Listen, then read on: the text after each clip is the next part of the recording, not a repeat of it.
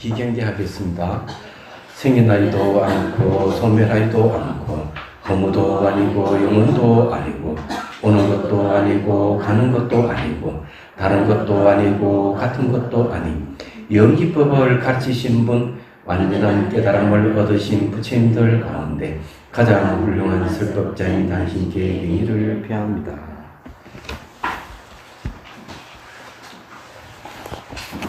자, 오늘은 583페이지에 보면은 33천에 오르신 부처님 이야기 나옵니다. 자, 여기서 이제 부처님께서 이제 상신변의 신통을 이제 보이신 부처님 이야기예요. 자, 부처님께서 신통을 놔두시면서 과거를 들어보셨다. 과거의 모든 부처님들이 신통을 놔두고 나서 어디에서 안거를 하셨는가? 부처님께서 곧 이런 사실을 하셨다. 신통을 놔두고 나서 33천에서 안거를 보내면서 어머니를 위해 아비담마 삐띠가를 설하신 것이 설하는 것이 역대 모든 부처의 변함없는 간섭이었다. 아비달마 삐띠가라는 논장을 얘기합니다. 부처님께서 오른발을 들어 요간다라 산 꼭대기를 밟고 왼발을 들어 수미산 꼭대기를 밟았다. 33천은 수미산 꼭대기에 있는 하늘이다.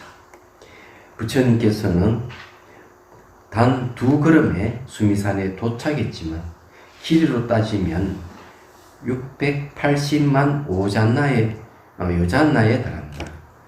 부처님께서 단 2걸음에 올라가셨을 때 보폭을 그렇게 길게 늘렸다라고 생각해서는 안 된다. 사실 부처님께서 발을 들어 올릴 때 산들 발 아래로 축소시켰고 지나가고 나면 산들이 다시 일어나 제자리를 찾아갔다. 이거는 당신의 몸을 크게 한 게 아니라 산들을 오히려 작게 했다는 얘기네요. 샤카천왕은 부처님을 보고 이렇게 생각하였다. 부처님께서 분명히 호흡 보좌에서 앙글을 보내시면서 수많은 천신들에게 많은 도움을 주실 거야. 하지만 부처님께서 호흡 보좌에 앉으시면 다른 천신들은 손도 대지 못한다. 이 호흡 보좌는 길이가 60요자나이고 넓이가 50요자나였어. 부처님이 앉으시면 거의 대부분이 텅 빈 공간으로 남을 것이다.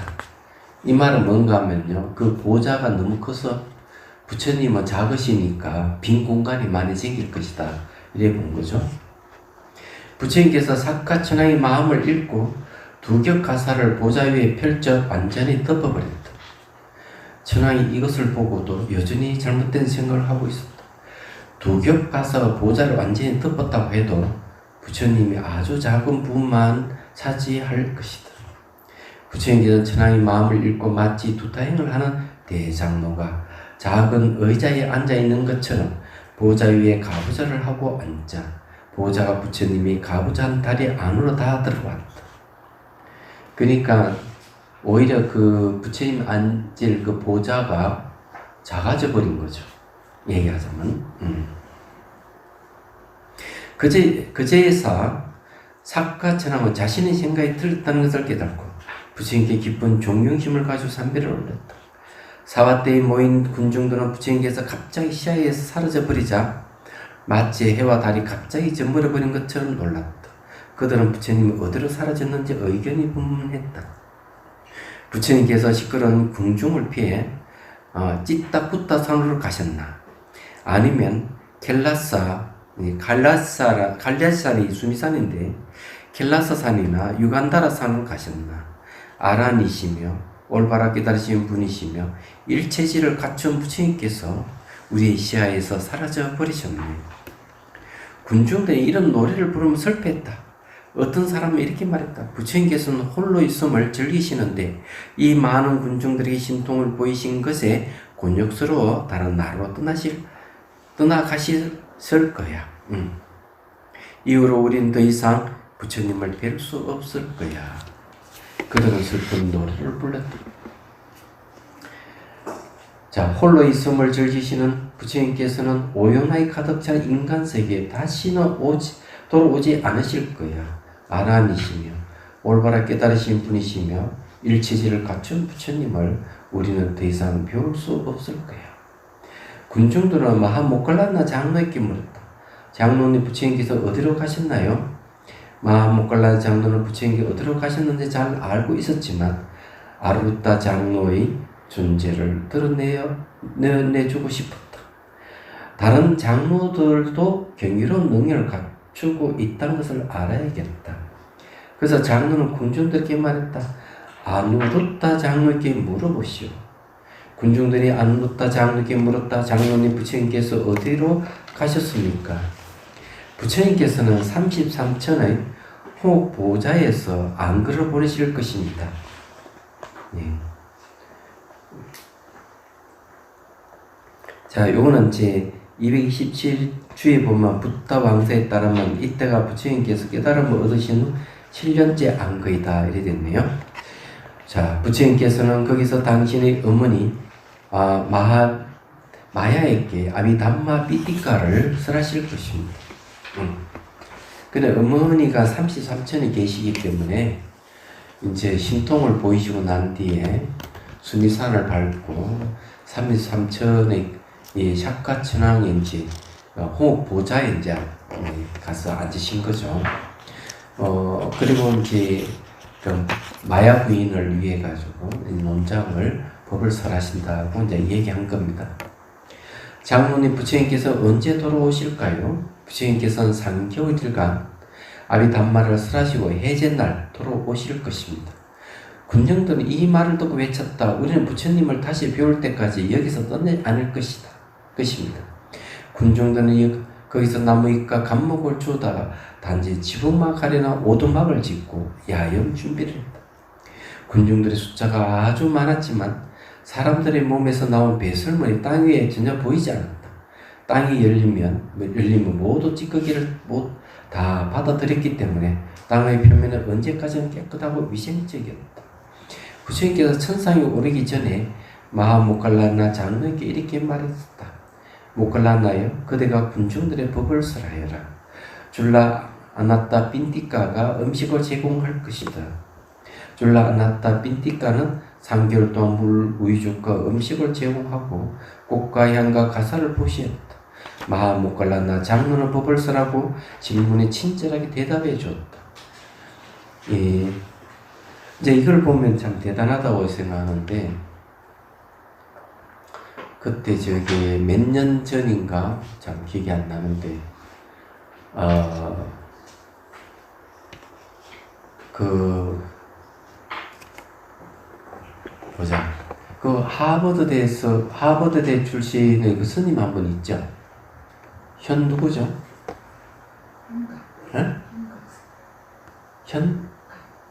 현각 스님. 그 이제 현각 스님이 한번 만나자고 해서 한번 만난 적이 있어요.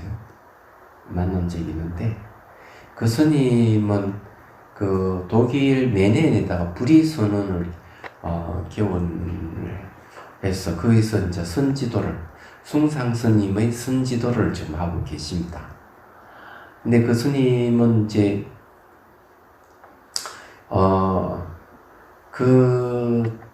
이 강의하고 있는 곳이 아마 교회였기로는 그 교회가 이제 텅 비어 있으니까 성당인지 교회는 잘 모르지만 교회나 성당 중에 하나일 거예요. 그게 이제 비어 있으니까 그걸 임대로 해가지고 거기다가 불의 선언을 개원을 한 거죠. 그분 목적은 이제 불사를 해가 그 교회인가 성당인가 비어 있는 것을 건물을 사는 게 목적이래요. 얘기하자면. 그러면서 뭘 얘기를 하는가 하면은 독일에서 큰 그 벌판에 한번 2년에 한 번인가 저기 명상 캠프가 열리는가 봐요. 그 명상 캠프가 열리면은 그 주도하는 것이 스님이 주도하는 게 아니고 일반 제가자들이 주도를 하는데 한 번 하면은 한 5만 명 이상이 모인다네요. 그 들판에 5만 명 정도 운집한다면 수많은 텐트가 그냥 전부 쳐지고, 그렇게 되면 이제 거기서 이제 스님들이 가서 이제 선지도, 명상 기도를 하고 법문도 하고 그런다고 하네요. 이 독일에서 있는 일이니까.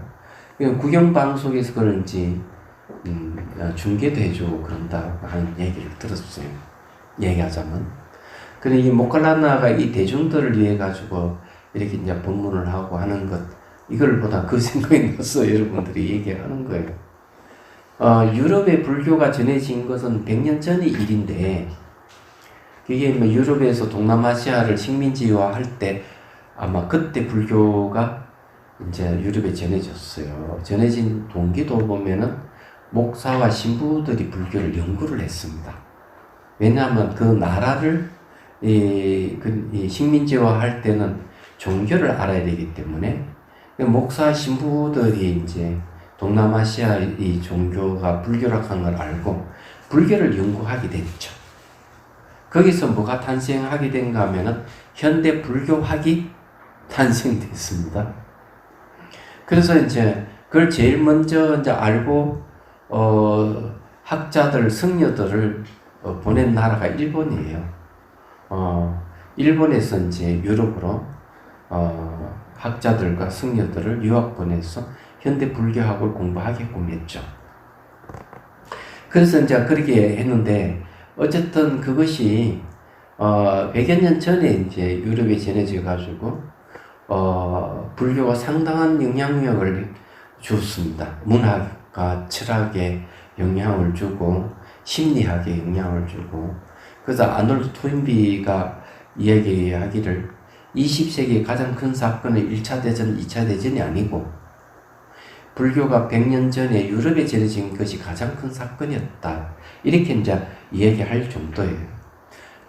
이제 불교가 유럽에 전해질 때는 그리고 오래 가지 않을 것이라고 봤지만, 오히려 불교가 그 엘리트들에게 상당히 어필이 되고, 지금은 이제 그것이 단지 교리 학습의 단계를 넘어서서 명상으로 이제 발전한 것 같습니다. 그래서 유럽에는 명상센터가 많아요. 그리고 이제 미국도 마찬가지고. 그래서 이게 이제 불교가 갖고 있는 힘이라고 할까? 뭐 그렇게 생각할 수도 있지만 시대의 흐름일 수도 있어요. 시대의 흐름일 수도 있다는 게, 불교가 유럽에 그렇게 이제 전해짐으로써 유럽 사람들에게 정신적인 어떤 지주가 되어가고 있지만, 반면에 기독교는 다시 또 이 동양 쪽으로 와가지고 상당히 또 죄를 펼치고 있잖아요. 그렇기 때문에 이런 걸 보면은 상당히 재미가 있습니다. 이 흐름이라 그럴까? 뭐 그런 것이 보이는 것 같아요. 근데 어쨌든요, 그렇다는 걸 이거 보다 보니까 그런 생각이 나서 이제 여러분들 이 얘기를 하는 거고, 그 다음 이제 생각나는 게 지금 뭐가 있는가 하면, 달람살라에서 달라이 라마 스님 법문하면 한 5,000명 이상이 모여서 법문을 듣고, 칼라 차카라를 하게 되면, 인도 부타가에서 칼라 차카를 하게 되면은 약 한 40만 명 정도 모인다는 얘기 있습니다. 그럼 거기에는 티벳 난민들과 전 세계의 이제 사람들이, 또 불자들이 모여서 칼라 차카라 법문을 듣는다고 얘기를 하고 있죠. 그때 보면은 이제 이 내용들이 마치 이제 그와 같은 모습들이다, 그런 생각이 들어요. 저도 칼라 차카에 한번 참석을 해 봤는데 참 어마무시한 관중들이 모여들고, 수많은 그 강당에 아주 발 디딜 틈이 없을 정도로 사람들이 법문을 들으니까, 그리고 이제 텐트가 굉장히 많이 쳐지고 있고 그렇습니다. 그래서 이제 그런 게 야단 법석이라 해야 되나? 뭐 그런 생각이 듭니다. 여기도 좀 그런 게 이제 펼쳐지고 있다, 이렇게 생각하는 게 좋을 것 같아요. 자, 그 다음에 이제 587페이지 첫째 줄. 부처님께서는 33천여 호흡 보좌에 앉아 안글을 보내며 어머니와 1만 세계 천신들에게 아비담마를 설하셨다. 1만 세계의 천신들이 모여들어 부처님을 받들어 모셨다. 그래서 이런 노래가 전해져 온다. 존귀하신 부처님께서 33천의 산호나무 아래 홍옥 보좌에 머무실 때 1만 세계 천신들이 모여들어 올바른 깨달으신 님을 받들었네. 올바로 깨달으신 님보다 더 빛나는 천신은 없었네. 올바로 깨달으신 님께서 나오시는 빛은 모든 천신을 압도했네. 부처님의 강명이 모든 천신들의 강명을 압도하며 앉아 계실 때 부처님의 어머니는 두시타천의 궁전에서 내려와 부처님의 오른쪽에 앉았다. 인다카신도 인다칸 천신도 부처님께 다가온 부처님이 오른쪽에 앉았고 인쿠라 천신은 부처님의 왼쪽에 앉았다. 그때 훨씬 더 위력 있는 천신들이 모여들자 앙쿠라는 그 자리에 자리를 내주면서 점점 뒤로 밀리더니 12요자나 뒤까지 물러나 앉았다. 그러니까 이 힘이 있는 천신들이 자꾸 오니까 이 앙쿠라 천신이 이제 점점점 밀려났다 이 말이죠. 반면에 인다카 천신은 자기 자리 그대로 앉아 있었다. 부처님께서는 그 둘을 보시어 공양 올릴 가치가 있는 사람에게 올릴 복덕과 그렇지 못한 사람이 올릴 복덕 사이에 얼마나 큰 차이가 있는가를 알게 하여 천신들을 교화하려고 앙쿠라 천신께 물으셨다. 여기에 이제 그 천신도 이제 마치 계급이 있듯이 계급이 있는 것은 뭐냐면은 자기가 그 공양 올린 힘에 의해 가지고 그 공덕으로 전신이 되거든요. 그러다 보니까 이제 그 높은 지위 있는 천신과 지위가 낮은 천신이 나눠진다는 걸 얘기를 하는 겁니다. 자, 앙쿠라 천신에게 물으셨다. 1만 년 동안이나 그들은 12요잔나 길이에 음식 항아리를 늘어놓고 많은 음식을 보시했음에도 불구하고 나의 모임에서 12요잔나 뒤로 밀려 앉아 있구나. 도대체 왜 그런지 아는가?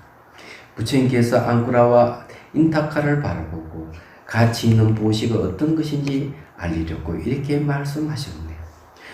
앙쿠라여, 아주 오랜 시간 동안 그렇게 많은 공양을 올리고도 왜 그렇게 멀리 떨어져 앉아 있는가? 이리 가까이 오라. 부처님의 개송이 땅에까지 닿자 모든 군중들이 이 말씀을 들었다. 그는 하늘에서 개송을 읊으시는 것을 지상에 있는 사람들이 듣는다는 얘기죠. 부처님께서 질문을 하시자 앙쿠라가 대답했다. 부처님이시여, 부처님의 가르침이 사라진 어두운 시기에는 공양 올릴 만한 덕 있는 사람이 한 명도 없었습니다. 그렇게 긴 세월 동안 공양을 올리고 보시를 베풀었지만 그게 무슨 도움이 되겠습니까? 부처님 앞에 앉아있는 인타카 천신은 아누루타 장로에게 한 주객의 음식밖에 올리지 않았는데 마치 달빛이 별빛을 압도하듯이 나를 압도합니다. 앙쿠라가 이렇게 대답하자 부처님께서 인타카에게 물었다. 인타카야, 그들은 내 바로 앞에 앉아있는데 왜 멀리 떨어져 있지 않고 여기에 앉아있는가? 부처님이시여, 기름진밭에 씨를 적게 뿌려도 많이 수확하듯이 저는 공양 올릴 가치 있는 분의 축복을 받았습니다.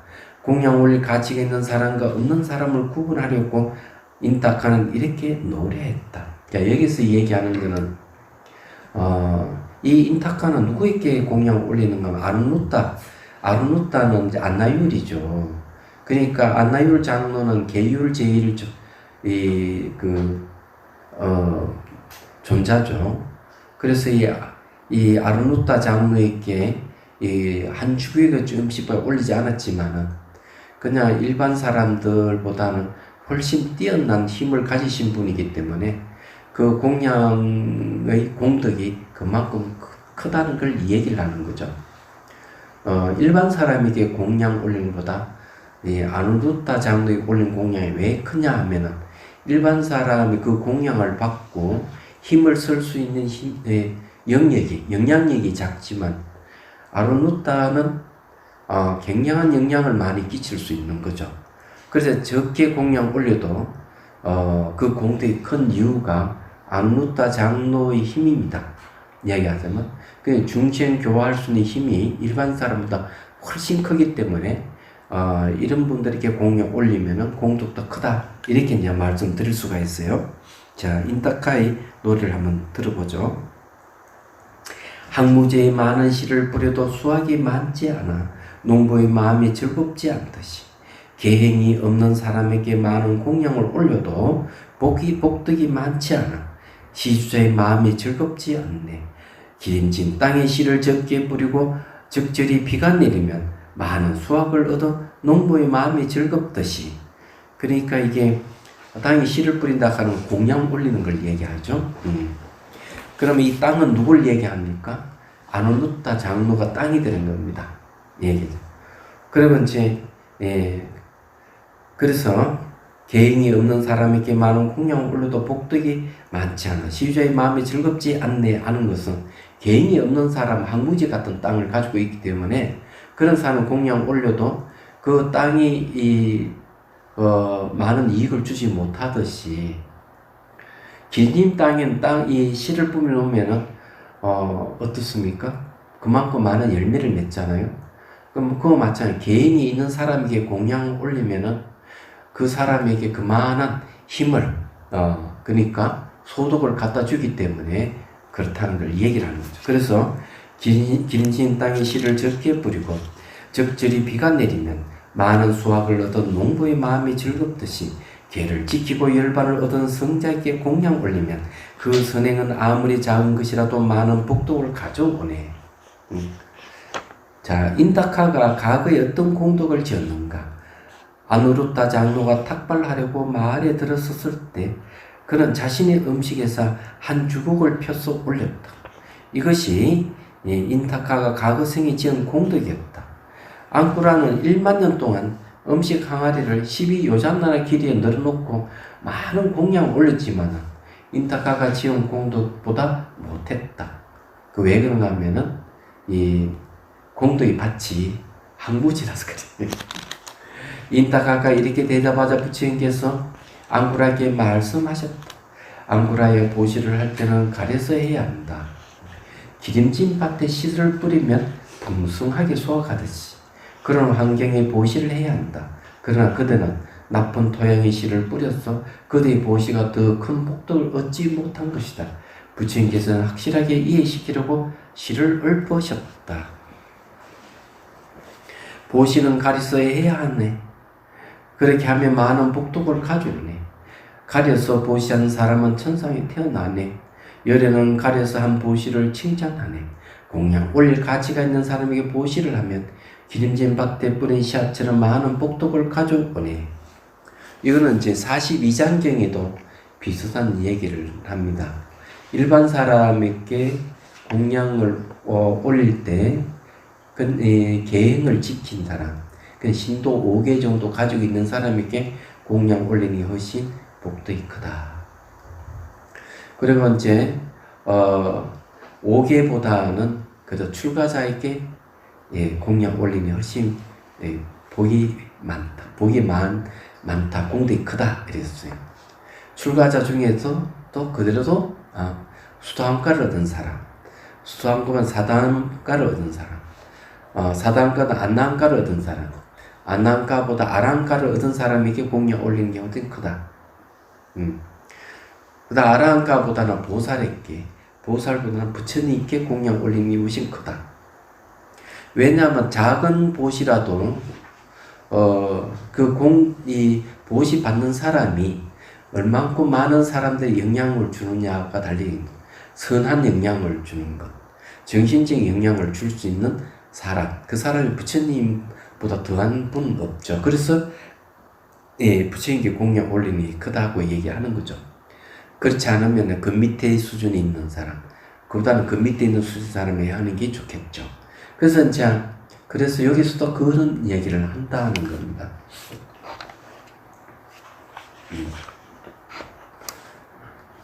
만일에 그걸 비유를 들자면은 능력이 있는 사람에게 보시를 하면은 그 능력 있는 사람이 보시를 받아서 더 많은 사람들이 이익을 주기 때문에 그렇죠. 더 많은 사람이 이익을 준다면은 처음 보시한 사람이 공덕이 더 클 거 아니에요. 그런데 능력이 약한 사람에게 보시를 하면은 능력이 약한 사람은 다른 사람에게 영향력이 작기 때문에 이 처음 보시한 사람의 공덕이 약할 수밖에 없는 거죠. 그러면 이해가 되시죠, 그죠? 근데 자비선사가 작년에 비해 가지고 올해에 그 잡초가 굉장히 무성하게 자라요. 땅 기운이 좋아져서 그런지는 모르지만 나무가 굉장히 빨리 자라고 이거를 잘 모르겠어. 풀을 베도 끝이 없어. 예. 부처님께서는 이렇게 말씀하시고 계속 읊으셨다. 잡초가 밭을 망치듯 탐욕이 사람을 망친다. 탐욕이 없는 사람이 보시하면 큰 이룸을 얻으리라. 잡초가 밭을 망치듯 성님이 사람을 망친다. 성님이 없는 사람에게 보시하면 큰 이룸을 얻으리라. 잡초가 밭을 망치듯 어리석은 사람을 망친다. 어리석음이 없는 사람에게 보시하면 큰 이룸을 얻으리라. 잡초가 밭을 망치듯 가래가 사람을 망친다. 가래가 없는 사람에게 보시하면 큰 이룸을 얻으리라. 좋습니다. 부처님께서는 천신들이 모인 가운데 어머니를 위해 아비담마 빈티카를 설하기 시작하셨다.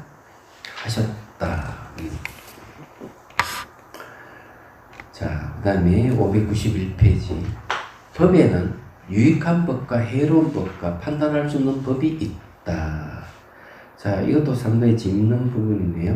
그 230줄을 한번 봐야 되겠습니다. 담마 상간이의 첫 번째 문장이다.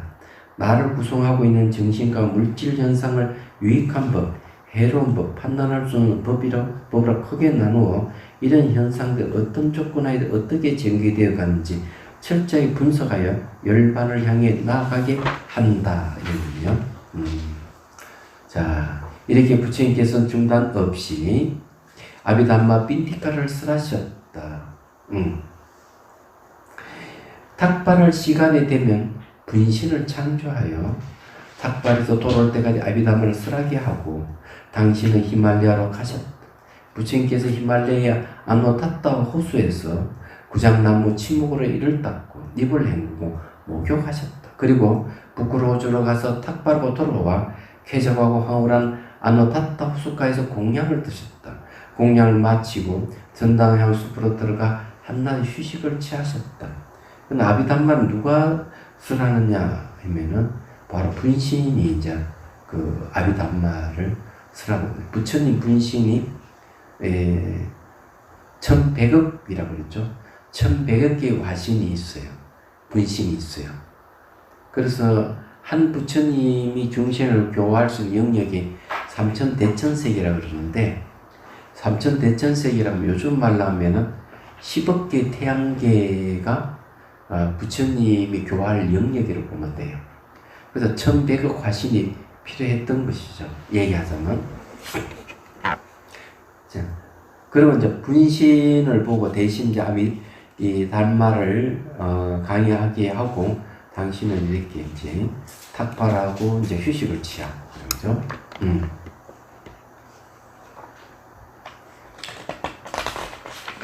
자, 법의 사령관이야 사리부타 장로는 전항향 숲으로 가서 부처님을 모셨다. 부처님께서 공양을 마치시고 나서 장로에게 말씀하셨다.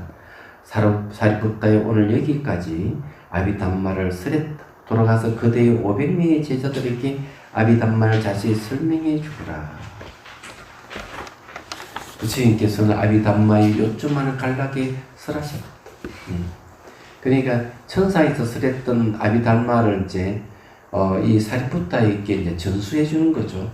그래 간략하게 얘기해 주고 지상에도 이 사리부타 보고 아비담마를 강의하게끔 한 겁니다. 사무예해를 갖추고 있는 사리부타 장로는 부처님께서 개유마를 말씀하신 아비담마를 백천가절 깨뜨려 이해하는 능력을 갖추고 있습니다. 500명의 좋은 가문의 젊은이들이 부처님께서 상신변을 놔두신 걸 보고 신심을 내어 장로 아래를 출가해 비유가 되었다. 부처님께서 말씀하신 500명의 제자들은 바로 이 비구들이다. 부처님께서는 이렇게 말씀하시고 33층으로 올라가 당신이 분신에 설하고 있는 부분을 이어받아 아비담마를 다시 설하기 시작하셨다.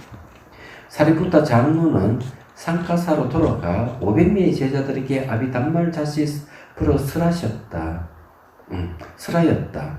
부처님께서 천상에 머무시는 동안 500명의 비구들은 아비담마 7론을 완전히 통달하였다. 가사파 부처님이 세상에 출현하실 때 500명의 비구들은 박쥐였었다. 어느 날 박쥐들이 동굴 천장에 매달려 있을 때 뒤 두 비구가 경행하면서 아비담마를 암송하는 걸 듣고 비구들의 낭낭한 목소리로 반했다. 박쥐들은 무더기 요소의 표현이 무슨 의미인지 전혀 몰랐지만 비구들의 낭낭하고 저런 목소리가 생을 막하는 순간 내 마음에 좋은 표상으로 작용하여 천상에 태어났다. 그들은 천상에서 두 부처님이 지나갈 때까지 천사의 복을 누리다가 사와띠 좋은 가문에 태어났다. 그들은 부처님의 상신변을 보고 신심이 생겨 사리푸타 장로 아래 출가하여 최초로 아비담마 7론을 통달한 것이다. 부처님께서 이렇게 3개월간 논장을 설하셨다. 아비담마 본문이 끝나자 8천억 천신들이 모두 법에 대한 이해를 얻었으며 부처님 어머니 마하마야는 수다원가를 성취했다. 자, 여기 재밌는 얘기, 박쥐 얘기 나오는데 어느 큰 스님이 이제 얘기인데 자기가 깨달음을 얻고 난 뒤에 대중들이 위해서 이제 벌패를 여니까 대중들이 모이질 않는 거야. 그래 어떻게 했게요? 쌀을 갖다가 바깥에 싹 뿌리니까 참새들이 와서 쫓아먹는 거예요. 그리고는 이제 20년 뒤에 군중들이 모여들면서 법문을 듣기 시작하는데 그게 바로 큰 스님이 뿌린 쌀을 먹고 사람으로 환생한 참새들이라는 얘기가 있어요. 재밌는 이야기죠. 이것도 비슷하잖아요. 여기도 이제 박쥐들이 두 비구가 이렇게 늘 경전을 읽고 했던 이 목소리를 듣는 걸 인연을 해서 다시 인간으로 천상에 태어났다가 천사에서 다시 인간으로 태어났다가 그것의 인연을 기록해서는 출가 비유가 됐잖아요. 근데 제가 그 동물론장이라 하는 걸 한번 풀을 보니까 이 개가 한 마리가 딱 집 나가더니 돌아오지 않고 주인이 불러도 가까이 오시는 잡히지도 않고 그렇더라는 거지. 그래서 이제 그 개를 키웠던 선님이 와가지고 그러니까 그 어미개를 데리고 와가지고 그 개를 이제 잡았던 거예요. 그래서 이제 그 개가 이제 도망가지 않게 하기 위해서 주인이 뭘 하는가 하면은 이 개가 저래서 늘 연불을 돋고 이랬기 때문에 늘 테이프를 틀어줘요. 연불 테이프를 틀어주는 거예요. 얘기하자면 그 개가 이제 스트레스 받아서 나갔기 때문에 스트레스를 받지 않게 하기 위해서. 재밌잖아요? 그래서 이제 가만히 생각해 보면은 그 일리가 있다고 생각을 합니다. 그 여기서도 지금 고양이 한 마리 저놈은 가지도 않고 끝까지 버텨가지고 자기 집을 하나 차지하고 살고 있잖아, 저놈은. 희한한 놈이야, 있던. 그것도 다 인연이 있다, 저는 그런 생각을 해요. 절에서는 원래 고양이라든 개를 키우지 않습니다. 개율에는 못 키우게 돼 있어요. 근데 지가 안 가겠다는 걸 어떻게 해? 예. 그래서 이제 저렇게 된 건데, 여기서도 이제 그런 얘기고, 또 하나 옛날 얘기는 이런 것도 있어요. 어느 스님이 바위 위에서 늘 가부에 들고 정진하고 있으면, 이 곰이 와가지고, 늘 가부에 들고 흉내 내고 스님이 앉아있는 흉내를 내고 있었던 거예요. 그래서 이제 이 스님이 이제 어느 큰 절에 조실로 이제 가게 됐는데, 그것도 한 20여 년 지나고 난데 행자가 들어왔어. 행자가 둔하게 이럴 데 없어. 그런 내도록 사람들이 구박을 주고, 아이 못난 놈, 바보같이 이렇게 구박을 주고 이러다 이랬지만 나는 견디다 못해서 내가 이래 구박받고 이래 있는데 내가 이제 조시 스님한테 한번 친견하고 조시 스님 말씀 듣고 내가 행자생활 계속 하든지 돌아가든지 해야 되겠다 하고 이제 조시 스님 친견한 거예요. 그 조시 스님 한마디 딱 해서 이 바보 멍탱이 곰탱이 같은 놈이 이렇게 그것도 하나 제대로 못하느냐고 한마디 딱 했는데 그만 이 사람이 이 전생을 기억하게 된 거예요. 그 전생이 자기 곰탱이였어요. 그래서 스님 앞에 늘 이게 가벼 들어가 흉내냈던 곰이었던 거예요. 그래서 곰탱이라는 말을 듣고 그만 정신이 번쩍 들고 전생을 알게 됐다. 그래서 그런 그 인연이 있으니까 그렇게 이제 출가도 하고, 네, 그렇지 않나 하는 생각을 하게 됩니다. 여기서 또 이제 그런 이야기가 좀 있네요, 보니까. 그래서 절에 사는 동물들은 그것도 다 인연이 있고, 그렇지 않나 하는 생각을 해요. 주변에 보니까 가장 많은 새가 무슨 새인지 모르시죠? 저 스님들이 여기 이제 몇 분 사시는데, 스님들이 여기 모기가 거의 없다, 이렇게 얘기하죠. 모기가 거의 없다. 그래서 가장 많이 사는 새는 참새입니다. 참새가 가장 많이 살아요. 그래, 아침에 보면 저 대나무 숲에 보면 참새들이 많이 있고, 저쪽에, 연못 저쪽도 가면 참새들이 많이 날아다니고 이러는데, 이 참새들이 그런 해충을 먹어치우는 것 같아요. 보면. 진드기 같은 것도, 이 참새들에 의해서 그게 진드기가 없어지고 그런다고 한번 TV에서 본 적이 있는데, 새들이 많이 산다는 것은 어떻게 보면은,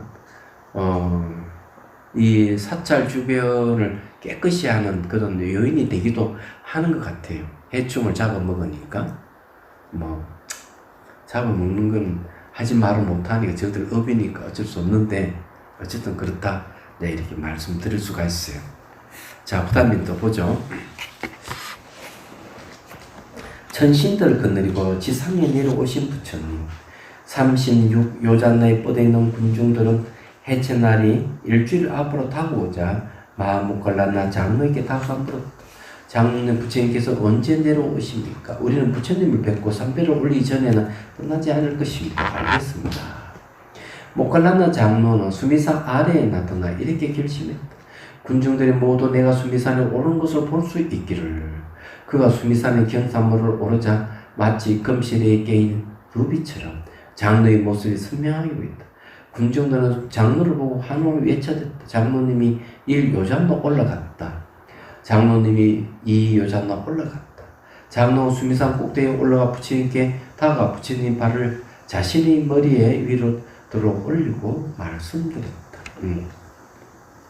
부처님이시여 군중의 부처님께 언제 어디에서 내려오실지 알고 싶어 합니다. 모클라나의 그대의 사형 사리부터는 어디에 있는가? 부처님이시여 그는 상가사 성문에 머물고 있습니다. 모클라나의 앞으로 일주일 후 해제날에 상가사 성문으로 내려갈 것이다. 나를 보고 싶은 사람 그곳으로 가야 한다.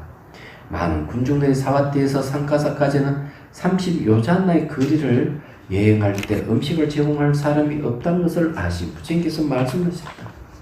우포사타 제1의 이웃 사원의 법문들으로 갈 때처럼 그렇게 음식을 먹지 않아도 된다고 군중들에게 알려라. 부처님이시여 잘 알겠습니다. 장로는 군중들에게 되돌아 부처님이 하신 말씀을 전했다. 안거가 지나고 해제날이 되자 부처님께서 사카천하게 말씀하셨다. 사카는 이제 제석천하 인드라 신입니다. 신들의 왕이죠. 대왕이여 이제 인간 세계로 되도록 하고자 합니다. 사카천하는 금, 보석, 은으로 3개의 계단을 만들었다. 제일 아래 계단은 상가사 성문에 놓이고 제일 위 계단은 수미산 정상에 놓았다. 오른쪽은 욕계 천신들이 사용할 금 계단이고 왼쪽은 범천들이 사용할 은 계단이고 가운데는 부처님이 사용할 보석 계단이었다. 부처님께서 천상에서 내려가기 전에 수미산 정상에 서서 상신변을 놔두시고 위를 쳐다보자 위로 범천까지 하나가 되었고 아래를 내려다보자 무간지옥까지 하나가 되었고 주위 사방팔방을 둘러보자 수천의 세계가 하나가 되었다. 천신과 범천이 인간을 볼 수 있었고 인간은 범천과 천신을 볼 수 있었다. 주위 36 요잔에 뻗어있는 군중들은 부처님의 위대함을 보고 자신도 붓다가 되겠다고 모두 성을 씌웠다. 이 말은 뭔가 하면은 부처님의 심통을 보고 이제 본심을 일으키는 걸 얘기를 하죠. 그래서 이제 부처님을 보고 나도 부처가 되겠다 하는 마음을 낸 겁니다. 심통이라는 것은 이제 이럴 때 이제 필요한 거예요. 남에게 재주를 보이기 위해서 심통을 보이는 게 아니다.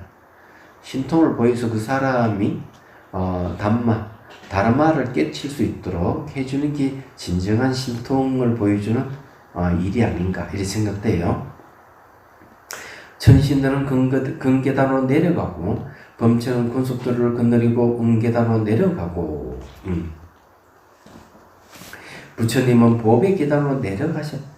천상의 음악과 반자식하는 부처님의 오른쪽에서 내려오면서 대나무로 만든 노란 루트로 감미로운 천상의 음악을 연주하였고 마하보 맞달리는 부처님의 왼쪽에서 내려오면서 부처님께서 천상의 향과 하흔과 꽃을 뿌렸다. 범천은 깊은 존경의 표시로 부처님 머리 위에 하얀 일산을 드리웠고 야마천의 왕이 수야마는 약고 꼬리 털로 만든 부처로 부처님을 붙여드렸고 두시타천의 왕이 산 두시타는 유배가 바뀐 부처로 붙여드리며 부처님을 따라 내려왔다. 부처님께서 상가사 성문 근처의 땅에 오른발을 내딛자 사리푸타 장로가 다와 삼배를 올렸다. 장로는 부처님의 이런 장엄하고 거룩한 모습을 예전에 본 적이 없었기 때문에 이렇게 시를 읊었다. 나는 예전에 본 적도 들은 적도 없는데 부처님께서 감미롭게 말씀하시며 천신들을 거느리고 천상에서 내려오시는 것을 사리푸타 장로를 실어 기쁨을 노래하고 부처님께 말씀드렸다. 부처님이시여 모든 범천과 천신들과 제가자들이 부처님을 애찬하며 자신들도 붓다가 되기를 소원하고 있습니다. 사리푸타여 열애가 가지고 있는 복덕과 지혜는 이러한 것이다. 그래서 범천과 천신과 인간들이 열애를 담고 싶은 것이다. 부처님께서 이렇게 말씀하시고 계속 읊으셨다. 삼매와 통찰의 지혜를 닦는 현자는 해탈의 기쁨 속에 즐거워한다. 주의 깊게 마음 챙기고 주의 깊게 이제 이건 알아차림 정념이에요. 주의 깊게 알아차림하고 바르게 깨달은 이를 천신들도 지극히 존경한다. 상신변을 놔두시고 33천에서 안글을 보내면서 아위 단말을 설한 후에 상가사 성분으로 내려오시는 것은 역대 모든 부처님들의 변치 않는 관습이다. 땅의 첫 번째 오른쪽 발을 내딛는 그 자리도 영원히 변치 않는 자리이다. 부처님께서 군중들 가운데 이렇게 생각하셨다. 군중들 가운데서 이렇게 생각하셨다. 여기 모인 군중들은 못 갈랐는 장로가 신통이 제일이고 아르누타 장로는 천안이 제일이고 아르누타 장로가 아나율 존자가 계율 제일이 아니고 천안 제일이었군요. 앞에 잘못 얘기했네요. 운나 장로는 설법 제일이라는 것을 잘 알지만 사리푸타 장로에 대해서는 잘 모른다. 사리푸타 장로가 가장 지혜가 뛰어나다는 것을 군중들에게 알려야겠다. 부처님께서 아직 수도학과를 얻지 못한 범부가 이해할 수 있는 범위 내에서 질문을 던졌다. 범부들은 질문에 쉽게 대답하였지만 수다원이 이해의 범위에 있는 질문에는 대답하지 못했다. 이와 같이 수다원은 사다함의 이해의 범위에 있는 질문에는 대답하지 못했다. 이와 같이 사다함은 아나함은 아라한은 대장로들은 마하모클란나 장로로의 이해의 범위에 있는 질문에 대답하지 못했다. 마하모클란나 장로는 사리푸타 장로의 이해의 범위에 있는 질문에 대답하지 못했다. 이 얘기는 지혜가 제일이라는 얘기입니다. 이 사리푸타가 이제 지혜 제일이라고 이렇게 얘기를 하는 이유가 거기에 있는 것이죠. 부처님께서 동쪽을 바라보고 차례로 서쪽, 남쪽, 북쪽을 바라보셨다. 그것은 거대한 모임이었다. 사방팔방에 천신과 인간들이 서 있었고 위로는 범천들과 아래로는 용과 숫밭나들이 공손하고 애원한 태도로 서 있었다. 이 숫밭나는 가로다의 다른 이름이네요. 가로다는 가로다는 뭡니까? 음악신입니까? 잘 기억이 안 나네. 가로다는 봉황이니 봉황. 봉황과 비슷하다고 했네요.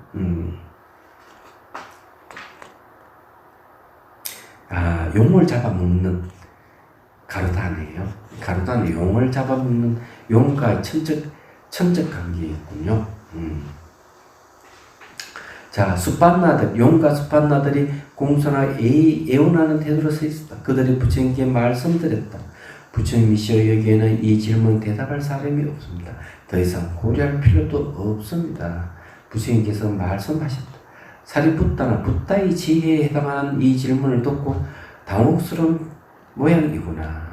이 세상에 유학과 무학이 있는데 유학은 배움이 아직 남아있는 것, 무학은 더 이상 배울 것이 없는 완전한 아란을 얘기하죠. 그는 어떻게 닦아나간지 물어볼 테니 지혜로운 그대여 나에게 대답해 보라. 자, 이 질문을 이제 사리푸tta에게 한 거죠. 사리푸tta 장로는 질문의 내용에 대해 생각해 봤다. 부처님께서 유학과 무학의 수행에 대해 묻고 계신다. 사리푸tta는 부처님의 질문 자체는 의심이 없었지만 오온동의 법 가운데 어떤 것을 맨 처음 설명하는가를 알 수 없었다.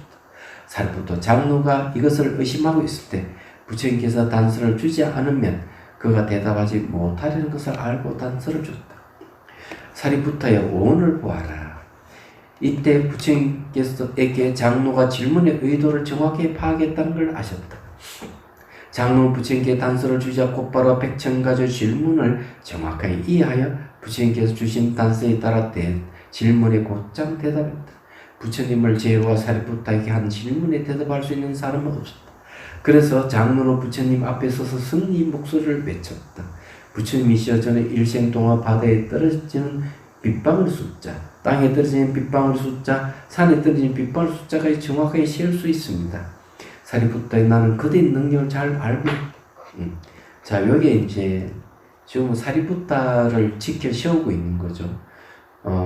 부처님은 자기 제자의 사리푸tta를 지켜 세우는 것은 자기 제자의 길을, 요즘 말로 하면 길을 살리시는 거겠죠. 안 그래요? 그런 뜻이 이제 있다고 볼 수도 있는데, 그만큼 이 사리푸tta를 대중에게 어필을 지금 하고 있는 겁니다. 자, 사리푸tta 장로는 지혜와 비교할 만한 것이 없다. 그래서 사리푸tta 장로의 지혜와 비교할 만한 것이 없다. 그래서 장로가 이렇게 말했다. 겐지스 강의 모래가 다하고 오대양의 바닷물이 다하고 땅의 모든 털이 다한다 해도 나의 지혜는 다하지 않습니다. 지혜가 다하지 않는다는 것은 왜 그럴까요? 모든 존재의 공통되는 현상을 아는 것을 지혜라고 합니다. 모든 존재의 공통되는 현상이 뭘까요? 시간적으로 변한다는 무상은 모든 존재에 공통되는 거예요. 사람부터 해가지고 지구, 태양계, 온 우주가 변하지 않는 것이 없기 때문에. 그리고 또 모든 존재의 공통되는 건 상호 의존이에요. 자기로부터 온 우주가 상호 의존하고 있습니다. 공간적으로. 그래서 이것도 변하지 않는 거죠. 그리고 시간적으로 변하고 공간적으로 상호 의존하고 있는 것은 내자는 실체가 없다는 걸 의미합니다. 내자는 실체가 없다 하는 건 자기로부터 해가지고 온 우주가 다 똑같아요. 이렇게 모든 존재의 공통되는 현상을 아는 걸 지혜라고 합니다. 모든 존재의 공통되는 현상은 바뀌지 않거든요. 그렇기 때문에 그걸 알고 있는 지혜도 바뀌지를 않습니다. 그래서 나의 지혜는 다하지 않는다 이렇게 얘기를 하는 거예요. 자, 이 개성은 한 질문에 겐지스 강의 물방울 모래 티끌의 수만 건 대답하더라도 질문에 대한 대답은 끝이 없습니다 라는 의미이다. 이렇게 뛰어난 능력을 지닌 한 배우가 처음에는 붓다의 지혜 범위에 있는 질문의 시작도 끝도 이해하지 못했지만 부처님께서 주신 단서로 그 질문에 대답했다. 비구들이 이 대답을 듣고 서로 이야기를 나눴다. 법의 사령관 사리푸타 장로는 이 세상에서 아무도 대답할 수 없는 질문에 모두 대답했습니다. 부처님께서 그들의 이야기를 듣고 말씀하셨다. 사리푸타 장로 온 세계가 대답할 수 없는 질문에 대답한 것이 이번이 처음이 아니다. 그는 과거 생에서도 그랬었다. 부처님께서 이렇게 말씀하시고 바로 사와사 자타카를 설하셨다. 자타카라 하는 말은 전생 이야기 이런 얘기예요. 보디사타는 히말라야에서 보디사타는 보살을 얘기하죠. 서가모니 부처님 전생의 보살이 보디사타예요. 보디사타는 히말라야에서 500명의 수행자들을 거느려 스승이었다.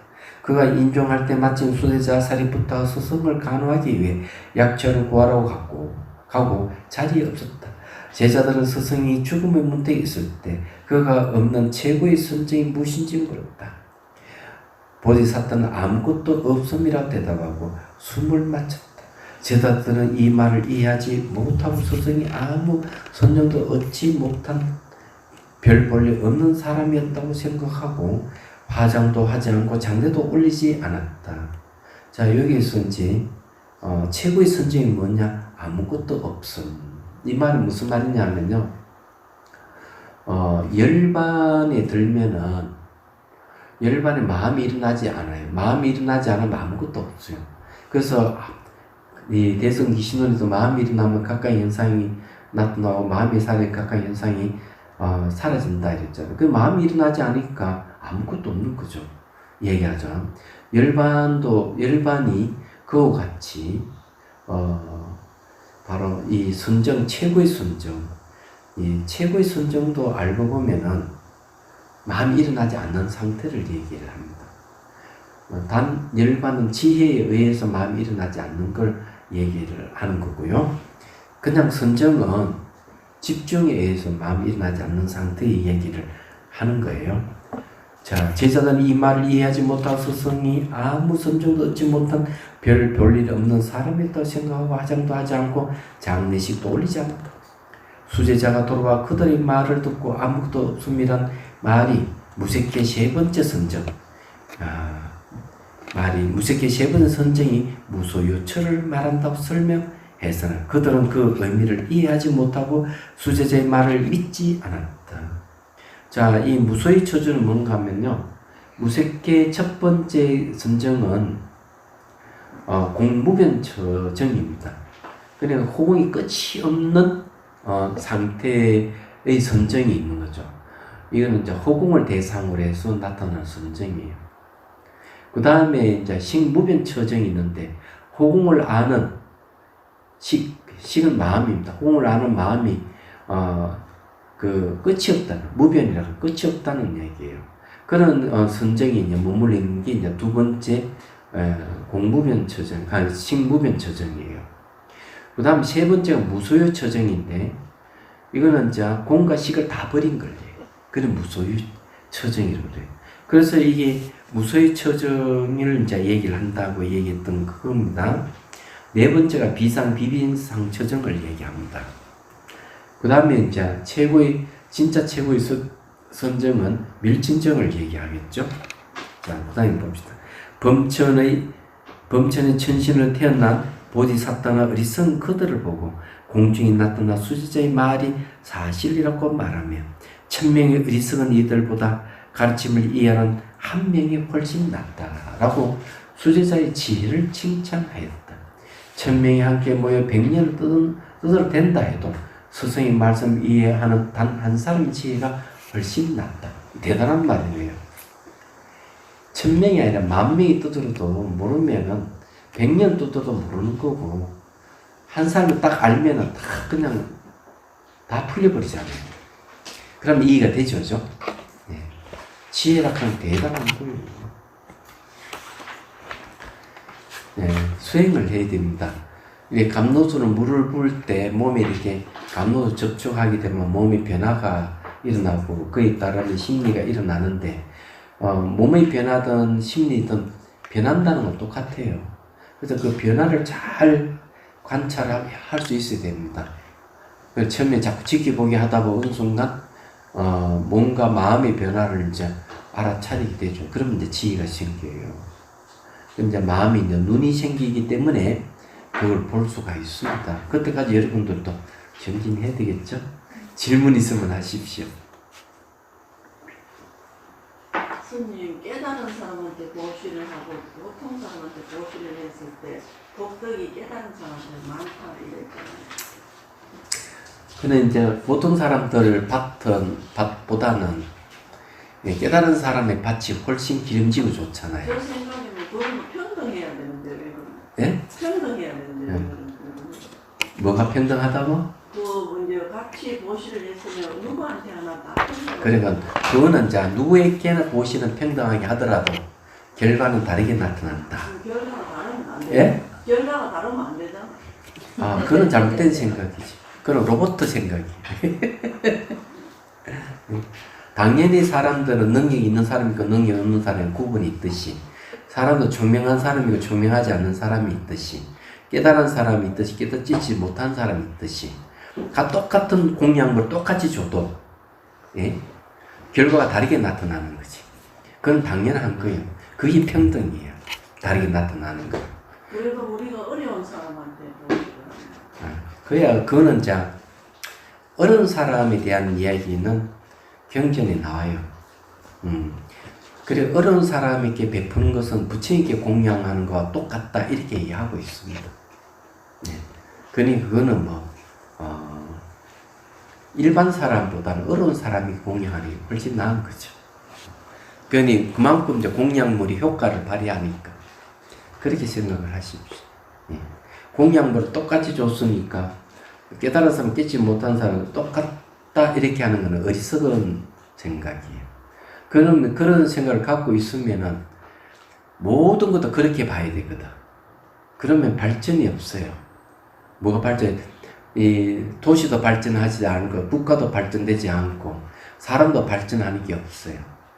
어차피 모든 존재의 본질은 공성이기 때문에 부처든 중생이든 다 평등하지만 불평등이 나타나는 것은 그 사람이 갖고 있는 까르마에 의해서 불평등이 나타나는 거예요. 얘기하자면 부처님 능력은 누구에게 똑같이 영향을 주지만 A라는 사람보다 B라는 사람이 훨씬 업장이 두께가 얇다면 그 사람이 훨씬 더 빨리 알아듣고 실천을 더 빨리 하는 거죠. 얘기하자면은 그래서 모든 것은 근본은 평등하지만 불평등이 나타나는 것은 당연히 까르마 업 때문에 그런 겁니다. 근데 부처님 까르마 업이 없잖아요. 그냥 그런 거. 그리고 깨달은 사람은 또 마찬가지로 업의 장애가 없잖아요. 그렇기 때문에 그런 분들에게 이제 공양 올리는 게 훨씬 영향력을 그 사람이 그 공양물을 받아서 다른 모든 사람에게 더 이익을 준단 말이에요. 그럴 때 처음 공양 올린 사람이 공덕이 크다고 얘기하는 이유 그거예요. 똑같은 물건이라도 쓰임새가 벌써 달라지는 거지. 그래도 또 받는 사람 마음보다 하는 사람 마음도 안 중요합니까? 그래서 하는 사람의 마음이 이제 그냥 평범한 사람보다는 계율을 잘 지키는 사람, 그런 사람보다는 깨달은 사람에게 이렇게 가려낼 수 있는 눈이 있어야 돼요. 어리석은 자들은 그걸 가려내지를 못하기 때문에 아무데나 이렇게 하지만 지혜로운 사람은 누구에게 공양 올리는 것이 공덕이 큰지를 아는 거죠. 얘기하자면 그렇게 해야 돼요. 모든 존재는 평등하지만 업의 장애에 의해서 불평등이 나타난다. 이걸 항상 기억하고 업의 장애가 훨씬 적은 사람에게 공양을 올리는 것이 그 사람이 더 큰 힘을 발휘해서 더 많은 사람들의 이익을 준다고 생각해야 되는 거예요. 그래서 이제 그런 사람의 보시하는 것이 훨씬 이익인 거죠. 그 어렵고 힘든 사람이라든지 그리고 병든 사람에 이렇게 보시하고 간호하는 것은 부처님께 공양 올리는 거하고 똑같다 이렇게 경전을 이야기하니까 그렇게 생각하십시오. 그것도 역시 누구에게 효과적이냐 하는 문제예요. 어렵고 힘든 사람이나 병든 사람에게 그에 맞는 공양 올리는 것은 그 사람이 얼마나 절실하겠어요. 절실하기 때문에 그 공양의 가치가 더 크지만 그렇지 않은 사람에게 주면은 그 사람이 별로 거기에 큰 작용을 하지 않을 것이다 이게. 또 똑같이 물건을 주더라도 받는 사람이 얼만큼 젖이라고 받는 사람이 그것을 얼만큼 많은 사람이 이익을 주느냐에 따라서 공량의 크기가 달라진다고 이렇게 생각해야 돼요. 그 마치 뭐와 같으냐? 그 전쟁이 나기 전에 태어난 아기는 키도 크고 건강하지만 전쟁 중에 태어난 아기는 키도 작고 병약해요. 그거 똑같은 거예요. 얘기하자면 환경 때문에 그런 거거든. 그래서 이제 사람은 환경에 영향을 받는다. 우리는 완벽한 존재가 아니에요. 그렇게 생각해야 돼. 늘 불평등 속에 살기 때문에 평등해지려고 노력하는 것이 아주 중요하다. 그렇게 생각을 하십시오. 한 가지 더 물어보고 싶은데 네. 우리가 지혜로우려 하면 근본 마음 바탕이 또 어떤 걸 지혜로우려 그러면은 늘 법문을 듣고 사유하기를 법을 사유하기를 즐겨 하셔야 돼요. 그러면은 사람이 지혜로워집니다. 지혜롭다고 하는 것은 모든 산물을 깨뜨려 볼 수 있는 힘을 이야기하는 거예요. 이 찻잔 하나를 보더라도 사람은 그냥 찻잔이 뭐 잘 만들어졌네, 뭐 한 5,000원 정도 하겠네, 이런 수준에 있는 사람하고 얘기하자면 이 찻잔이라는 것은 서임새에 대해서 하지만 이건 깨질 성질을 가지고 있다는 걸 아는 거하고는 다른 거예요. 깨질 성질이 있다는 걸 모르고 그냥 한 5,000원 정도 하네, 이 정도 수준에 있는 사람은 이 찻잔 딱 깨지면은 기분이 딱 상할 수가 있어요. 5,000원이 그냥 없어졌다 이렇게 생각할 수가 있네. 그렇지만 이 깨질 성질이 있고 실체가 없다 하는 걸 알면은 이거 얼마든지 조건에서 부서질 수 있다는 생각을 가지고 있는 사람에게는 부서졌을 때 마음이 상처가 없는 거죠. 원래 성질이 그러고 갔다 하는 걸 아는 거예요. 그래서 실체가 없다고 아는 게 매우 중요한 거예요. 모든 게 실체하는 게 없어. 시간적으로 변하고 모든 상황을 의존하고 있어. 이렇게 아는 사람은 탐욕과 분노가 훨씬 줄어드는 거죠. 그걸 모르는 사람은 자기 물건을 뺏긴다 싶으면 막 화가 나고 뭐 좋은 거 있으면 다 많이 가지려고 하고 이런 심리가 일어나서 거의 자기 잘 이루어지지 않거나 막 속상해하고 난리치고 이러잖아요. 그렇지만은 모든 걸 변하는 거 소유할 수 있는 게 없다는 걸 아는 사람은 욕심을 안 부리죠. 가지고 싶어 하더라도 다른 사람은 원하면 그냥 주고 당신이 하시라고 이렇게 양보도 할 줄 알고 그러는 거죠. 화낼 대상이 없고 욕심 부릴 대상이 없는 줄 알기 때문에 그렇게 아는 걸 지혜라고 하는 거예요.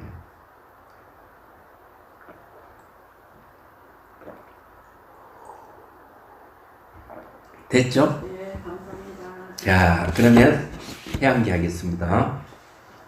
중생들을 구하려는 마음으로 깨달음의 정수를 이룰 때까지 부처님과 법과 선보에 항상 기여합니다. 지혜와 자비를 갖추고 유종을 위해 노력함으로써 부처님 앞에 머물겠습니다. 원만한 버리심을 일깨우겠습니다. 공개가 있는 한 중생이 있는 한 저도 함께 따라 머물며 중생의 고통을 없애는 자로 남겠습니다.